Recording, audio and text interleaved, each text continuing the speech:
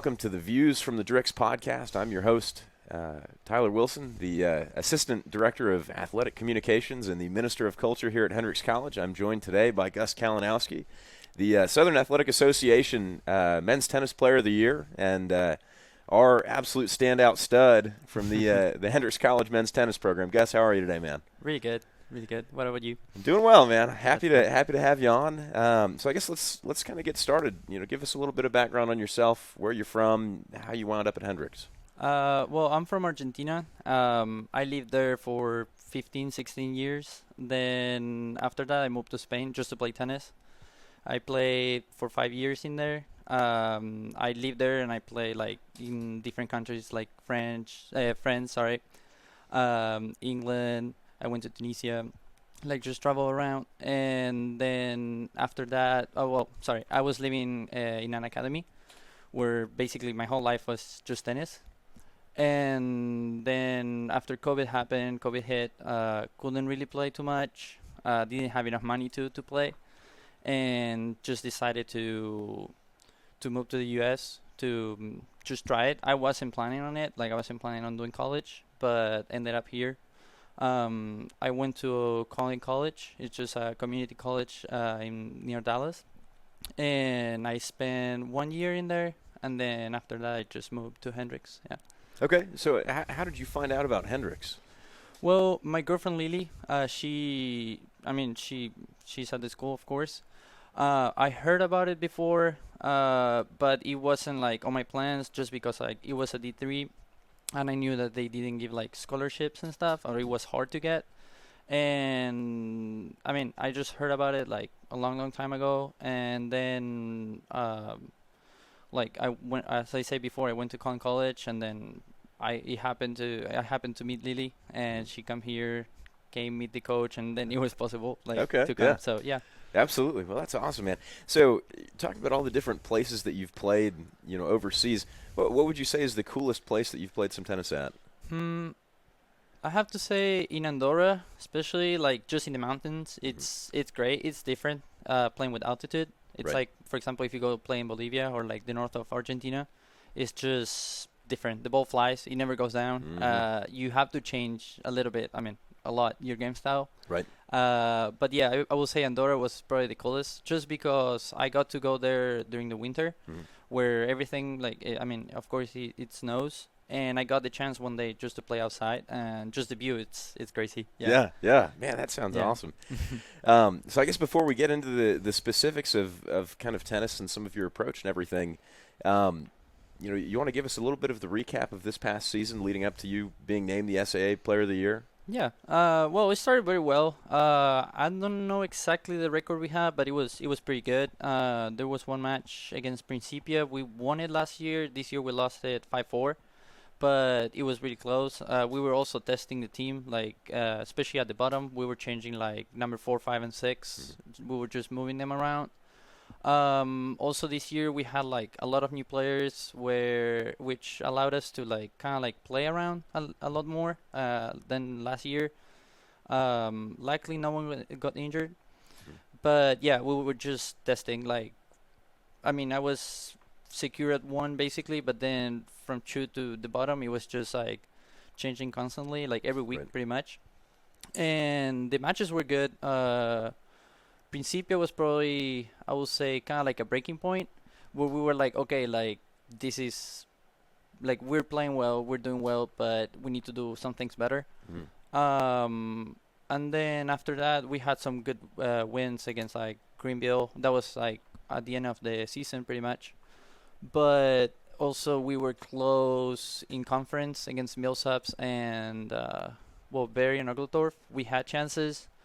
Millsaps was probably the closest one, and yeah, it was overall pretty good. In the middle, I got injured just for 2 weeks, right before going to play against Center.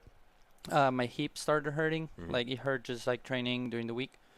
I went to play there, and I have couple friends in there, and also their coach is friends with Craig, our coach.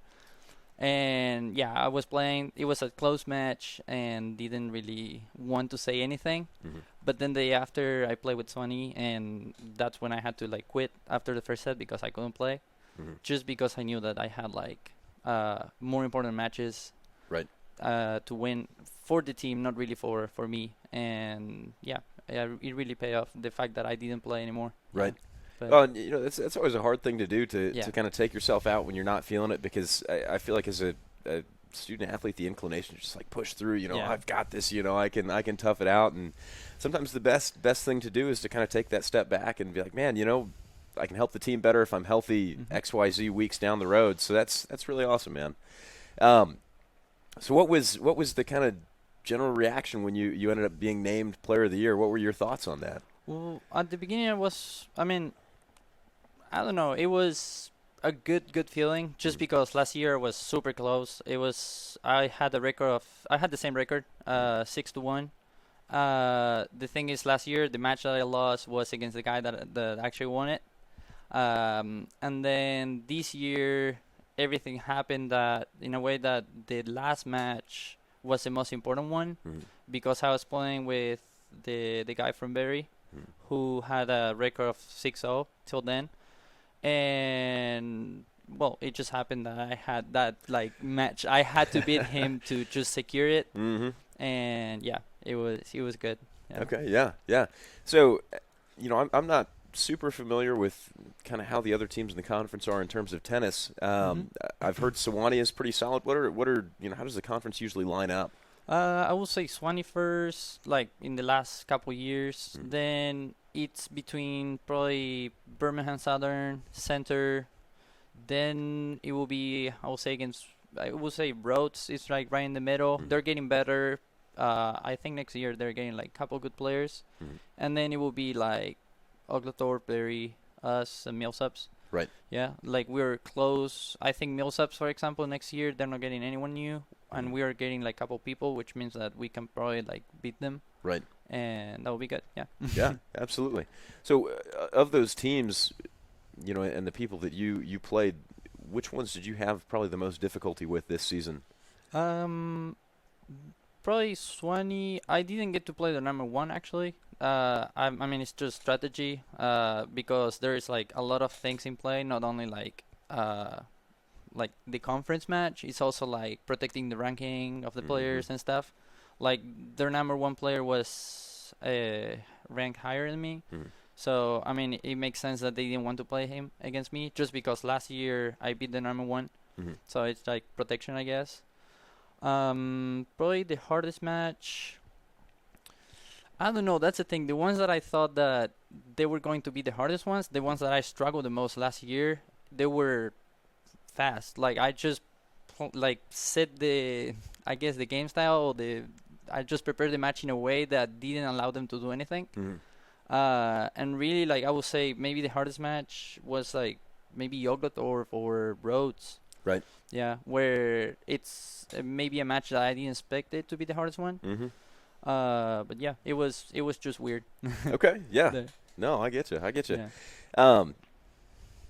So kind of going off of the successes and stuff you've seen, past season, this previous season, the season prior to that, what are you most kind of looking forward to this next year? I mean, you said you guys are bringing in some talent, and you guys, clearly have made a lot of adjustments and stuff throughout the season, changing the lineup, kind of getting more into the strategy side of things. What are you looking forward to the most down the road? Just helping the team overall to get better. Like the good thing is that I have the role of a leader in the team, and I mean I'm also, I guess next year I will be probably the oldest one or close to that, and just like I serve, I guess, as an example for a lot of people in not only like the way I play, but it's also like the way I do the things, the way I like respect the routine, I guess. And as a team, we're looking just to win the, for example, beat Millsaps or Berry Oglethorpe. Like we're close. It's like last year we were a little further, but now we're like really close. Right. And my goal as a person is just try to make the team better, like help them succeed.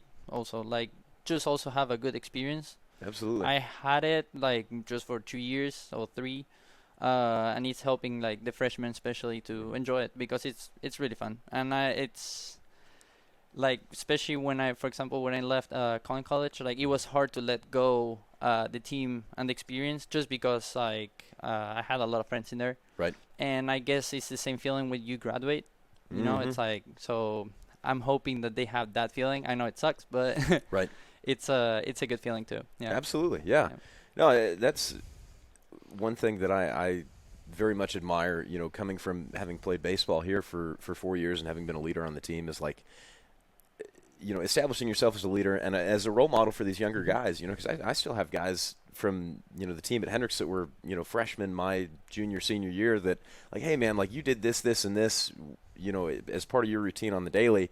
And it's like you don't realize how much of an impact that has, but when you lead by example like you do, and I know as a fact you do because I've seen you in the bubble and I've seen the way you play and the way you support your teammates when you're not playing, and that stuff goes such a long ways, man. Yeah. So I've got to give you a lot of credit there. That's Thank awesome. you. So, Yeah. So kind of getting more into the kind of tennis specific stuff and the routine. What does a day look like for you? Well, it depends on the classes I have and everything, but I mean, it's pretty normal, I guess. Like I will go to class in the morning. Then it depends. Like maybe have lunch and have another class, or just have lunch and then be done. Right.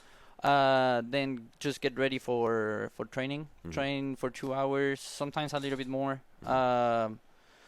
And then, well, especially when the semester like starts like going harder, I cannot really like go to the gym and work out too much, but I will go for runs sometimes, just to keep up, basically, physically. And well, yeah, play and then like work a little bit and then pretty much be done. Go to school.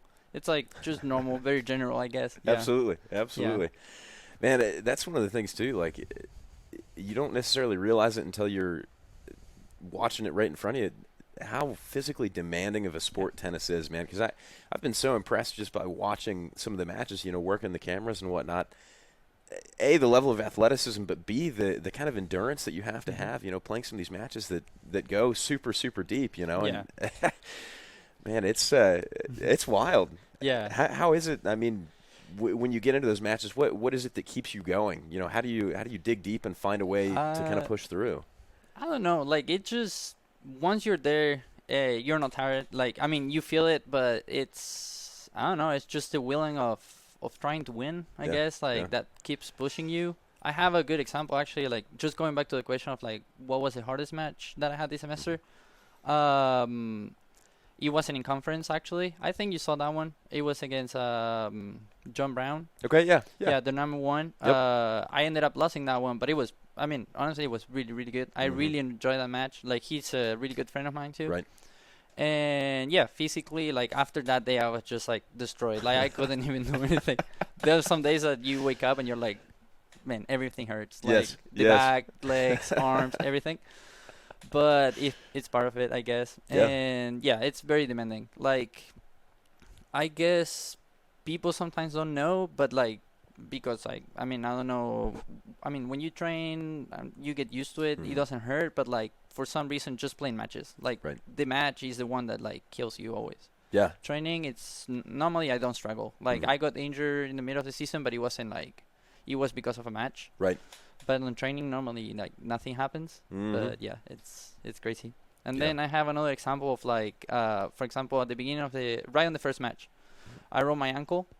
It was silly. Like I shouldn't have done what I did, and I just like rolled it in the middle of the match. And I had to play with it, and it's hard. Like my little brother, he plays soccer, and he also like rolled his ankle. Someone fell on top of him, whatever. And he was like, I don't know how, we had the same thing pretty much. And he's like, I don't know how you were able to play the day after, where I could barely like stand up. And it's just, I guess, just taking care of it and being careful. Right. And just knowing when you have to pull out or keep going, like I did against Swanee, for example. Yeah. Absolutely. Absolutely. Well, I think we're going to take a quick break. Dakota will throw up some messages from our corporate sponsors, and we'll be right back shortly. You're watching the Views from the Drix podcast. All right, welcome back to the Views from the Drix podcast. We're still here and still talking some tennis. Had some really good conversation about kind of some of the stuff that got us, got you to this point here at Hendrix. We were taking our break, so I guess we'll kind of start with that. If you want to walk us through, kind of how you got to the U.S. in the first place, kind of your hesitancy at first and what that's kind of turned into since. Well, first, I will start when I moved to Spain. Like, my goal was just to be a professional player, just play tournaments and everything.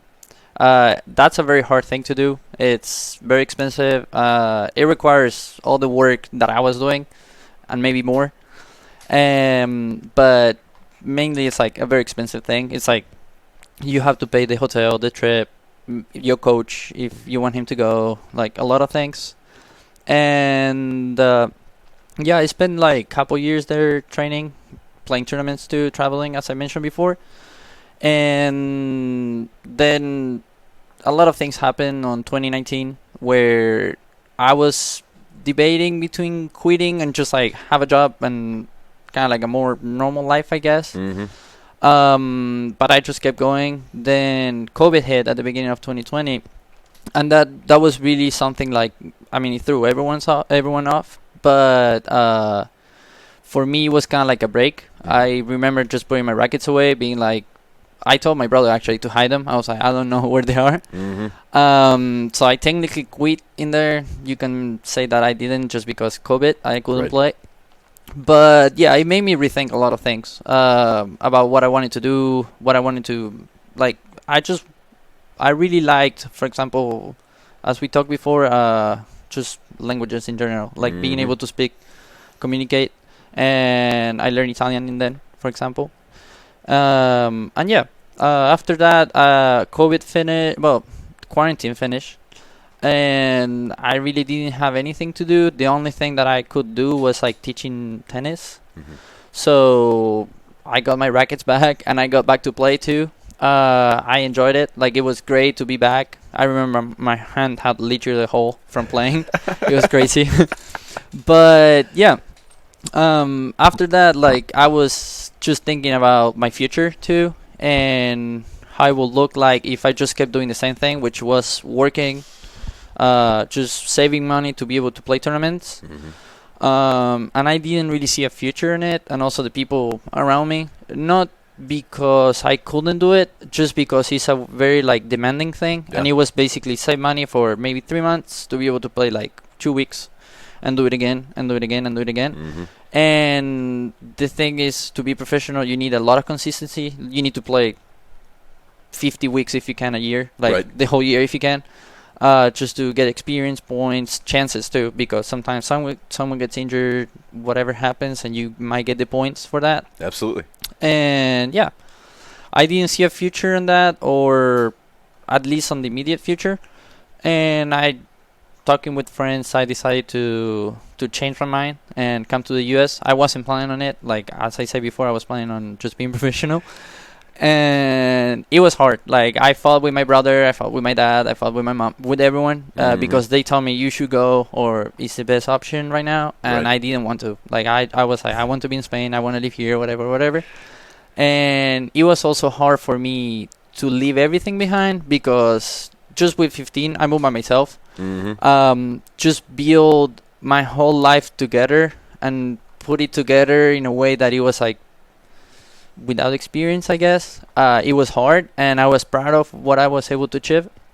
And it was hard to leave that behind and kind of like try to do it again. Maybe with more experience, but still, like, it was just hard. Also, it was hard, like, for example, the idea of leaving my little brother, for example, it was hard. Like, he's like probably the best human being I know. And like, I don't know, he's my favorite person. And that idea was also hard. Like, I did it when he was like 10, 11, and then doing it again when he was 15 or 14. Same thing. Like, it was just hurtful, especially after spending just the whole quarantine together.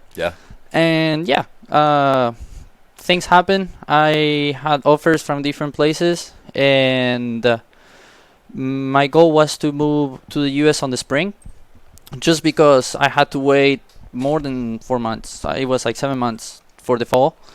I didn't want that, just because it was a lot of time, and I was like, yeah, I can get more ready, but what's the point? Like, I would just struggle on the same, like, save money, play tournaments, whatever. Right. And I just wanted, like, to start again once I decided. And I got an offer from Collin College, where I had a friend. He really talked to the coach, and that's how I got everything. But yeah, I had him, which he was a friend from Argentina. We played together the whole life. And then I had another person that I knew, also from Argentina. He went to the school, so he knew he had experience, and he was willing to help me. So, I mean, it just happened. Nice. I got there. The experience at the beginning was weird. Like, it was great, but I didn't really bond with anyone just because I was like within myself. I was like, I don't want to be here. I don't really like this. I want to go back. I miss my brother, my family, whatever. It was also hard because I don't know, moving from somewhere where like it's like the sea, mountains, and everything, to like Plano, Texas, which is like flat. It was just different. Not being able to walk. Not being to walk places. Right. I didn't have a bike, and I used to have like my mountain bike and just go pretty much every weekend. That was like my disconnection. Yeah. That was hard too. It was just starting over with whatever I had and try to build myself again. Yes. And yeah, I bought a plane ticket. Like, I talked to my dad, and he was like, you shouldn't do it. And I was like, I saved money just for that. And I bought it. And then at the end, I decided to just cancel it, like after months, to cancel it and just stay. Because, I got maybe at the kind of like the middle of the season, I got to like get to know my teammates a little bit more. I guess just because I got the pressure out of once I had the ticket of like, okay, I'm leaving, and I guess my mindset changed a little bit. I was more relaxed too. I wasn't able to sleep the first 2 months. It was like sleeping 3-4 hours, wake up, be awake, being like thinking, and then go back to bed. Like, it was rough. Wow. Yeah, I would wake up at 7 in the morning every day, and I would just go for runs because it was like the only thing I guess like could keep me like feeling good. Yeah. But yeah, it was rough. And I guess after I took the pressure out just by buying the ticket, everything changed, and I actually started enjoying. Also, we started playing a lot more, and I really, really liked my team. Like, it was very united, and that made me change my mind too. And I decided to give it a chance, and I decided to stay. Sadly, after that semester, from basically line 1 and 2 stayed the same. From 3 to 7 or 8, everyone left just because it's a community college, so it's 2 years. Yeah. And it was a new team the semester after. The coach also changed a little bit her mindset. The players technically were not as good as before. Also, no one was like as united as we were. Like, that was actually a crazy thing, like how united we were. I guess she didn't achieve that, and throughout the semester, like her mindset changed a lot, and that also, that plus maybe not bonding or being hard for me to bond with the team, it just made it hard for me, and I decided to transfer. I heard from Hendrix before, talking with a friend about like where should I go. He was explaining me like, well, D3 is this, D2 is this, D1 I couldn't go just because of the age and everything. Right. And other rules that they have. But yeah, when he talked about D3 and he talked about academics and everything, like he mentioned Hendrix just because he knew it. But yeah, then also Lily was another reason why like it was possible, I guess. Right. Just because when I came see her in the middle of that semester, I talked to the coach, and I really like the facilities and everything, and I really like him. Like, he was, he's great. Yeah. But at that point, I really liked him, and he just was open to give me the chance to give me a hand. Something that I guess I was missing a little bit. Yeah. At that point, I was just alone by myself, and just having someone that was willing to help me and like give up something from their person or their part, their time, just to help me and make it possible, that really like make me feel good and made me go for it. Yeah. guess. So yeah, that's how it was a journey. Yeah. Yeah. Well, it sounds like, at various points along the way, you've had some very, very like valuable support from a couple of people, and we were talking about that when we took our break. That you wanted to kind of acknowledge some of these people. So if you wanted to speak on some of that and some of the support you're getting, not just here in the States, but I mean even worldwide. Yeah. Mainly my family, my friends. But I mean, right now I will focus on my family. Like, I mean, we're 5. I have 2 brothers, another one and a little one. My mom and my dad. Even though they're not together, like my mom is in Argentina, my dad is in Spain. My mom is with my older brother, my dad with my little brother. Even though we're not together, they always show the support. They always like talk to me, try to help me, and also I guess respect my decisions. They try to not be too biased with it, except when it was about coming here. But yeah, they always try to like direct me in the best way possible, and always focusing on the person, trying to make me a better person, and that's something that I really appreciate from them.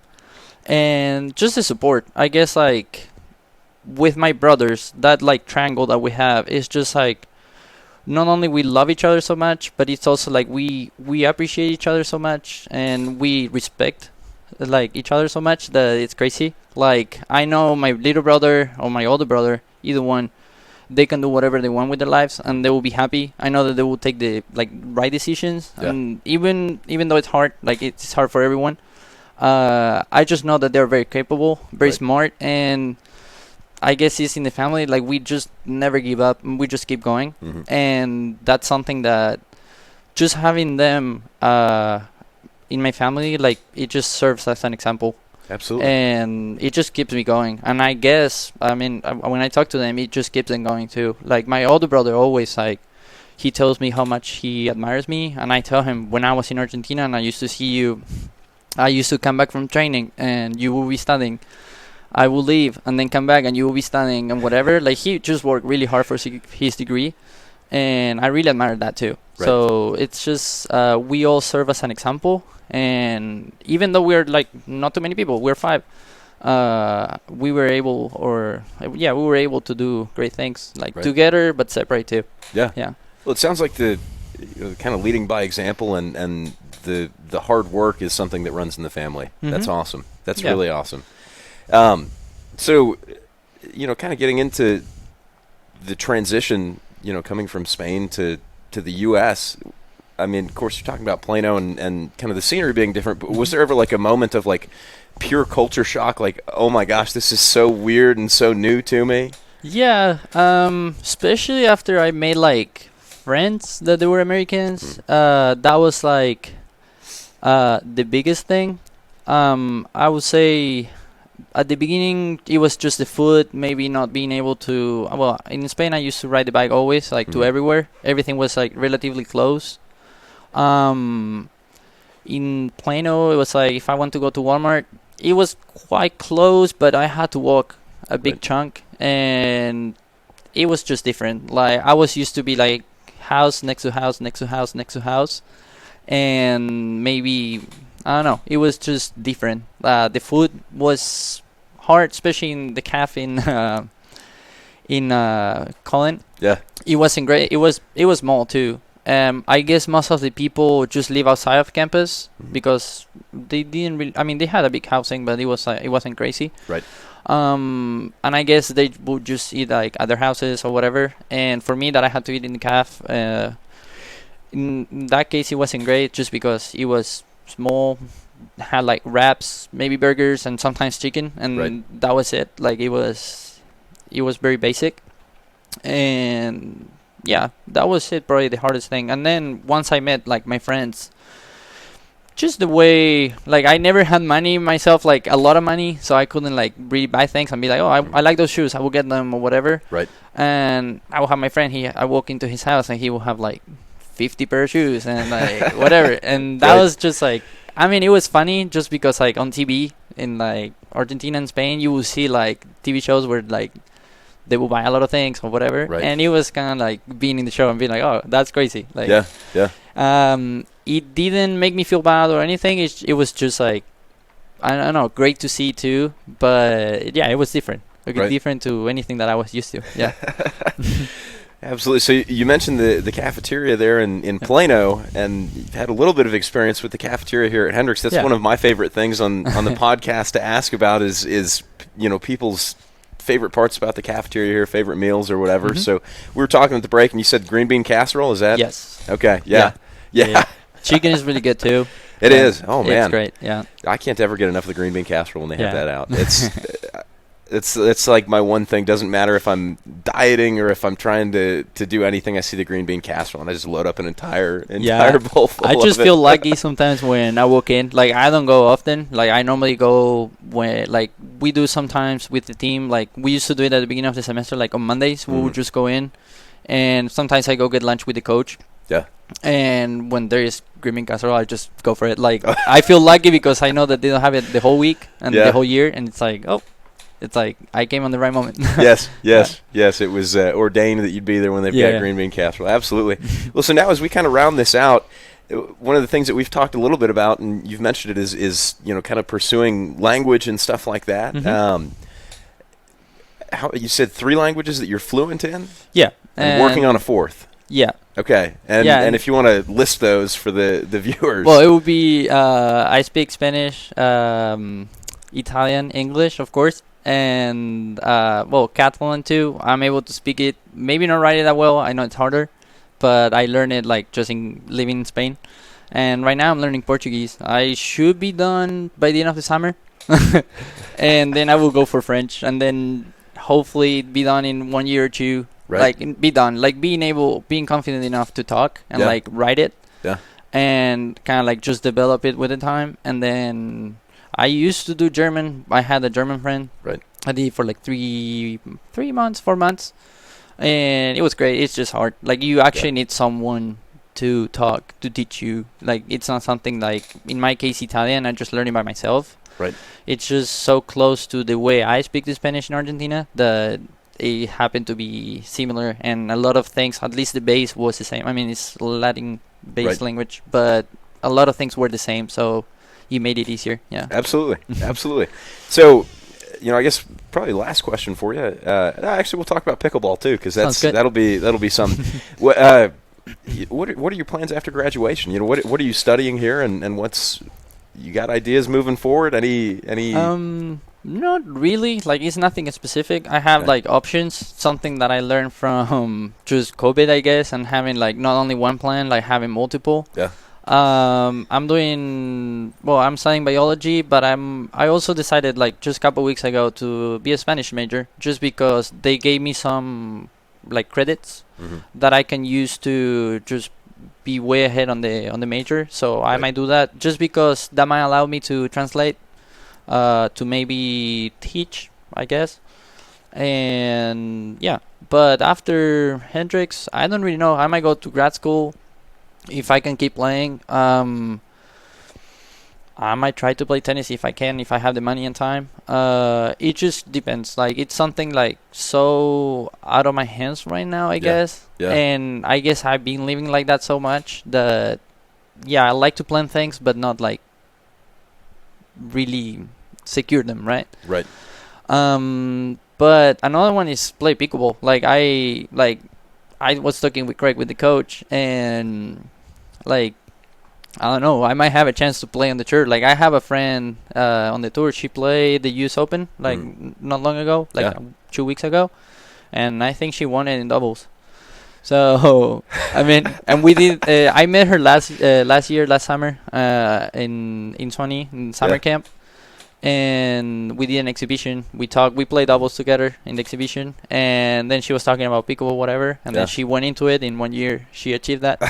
And I was like, well, I can probably do something close, hopefully. Yeah. Man, that's awesome. That's really sweet. Yeah. I kind of gotten a little bit into pickleball myself. I'm not any kind of talent there, because I'm the type of person that can't chew gum and walk at the same time, because I'm so goofy and don't know where all my arms and legs are at a given time. But I figure there's got to be a lot of skill that kind of translates over from tennis, with it being pretty similar by and large. Yeah, it's, I guess what makes it easier ish, or what gives a lot of advantage is that it's a little bit slower. Mm-hmm. Yeah, the reaction time when you're at the volley and they hit hard, it's less or the same. Right. But yeah, it's just, I guess the part that I like and I enjoy is the strategy. At least like how you play or what do you do to beat the other person. Yeah. But yeah, the skill translates from tennis. Like a lot of things, slice, just picking it up. It just helps. And I guess if you play, like let's say someone in the team that plays tennis goes play pickleball like the whole summer, I guess they will have more skill when they come back just because of that. So okay, yeah, absolutely. Man, that's awesome. I kind of have the itch to go get the paddles and play a little bit of pickleball. Might have to we'll have to do that sometime soon. Of course. Well, so just as a little added bonus, I think as we sign off, do you mind signing off for us in all of the languages that you're confident in? What do you mean, like? You've been watching the Views from the Drix podcast. Thank you, something like that. Yeah, of course. Okay. Well, thank you for watching and listening the podcast. I really appreciate it, and I really appreciate you guys. Yeah, love having you on, man. Thank you. Yeah. Then, gracias por mirar el podcast. Los aprecio mucho. Muchas gracias. Grazie per guardare il podcast. È stato molto divertente. Grazie mille. Love that. That's awesome. Thank you guys, man. You guys have been watching the Views from the Drix podcast here with Gus Kalinowski, the Southern Athletic Association Men's Tennis Player of the Year. And thank you so much for being on the show again today, man. This was really awesome. Really awesome to kind of get some of the experience and insight. So you guys have been watching Views from the Drix. Stay tuned. We'll be back for some more here in the next couple of weeks. Thank y'all.